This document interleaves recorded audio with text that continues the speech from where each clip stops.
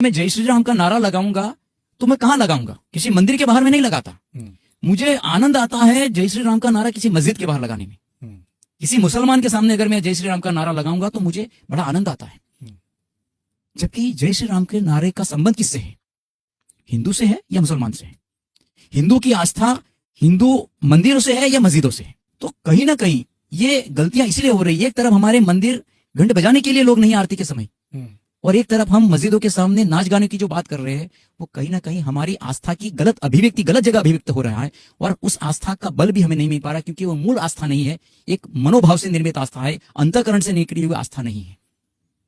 और इसी का कारण हम धार्मिक जो व्यवहार या जो प्रोसेशन होता है वो धार्मिक की बजाय एक उपद्रवी, एक प्रकार से एक छिछोड़ापन जैसा दिखता है। फुहरपन है, छिछोड़ापन है, गंदा नंगा नाच हो रहा है। सिर्फ और सिर्फ डीजे हो तो ही जैसे वो संभव है। इस प्रकार की ये जो उसको देखने वाले लोग हैं वो उसको समझ नहीं पा रहे कि क्या बज रहा है, तो वो देखते इसलिए कि कोई भीड़ जा रही है। महात्मा महामंडलेश्वर शंकराचार्य के समय जो बैठे हुए अधिकारी हैं, कभी ये क्यों नहीं इस पर कहते हैं कि ये गलत है?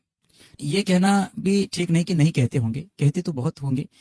हाँ, शायद ऐसा भी हो सकता है कि भाई, क्योंकि अब क्या व्यक्ति ज्यादा मनस्वी होता जा रहा है।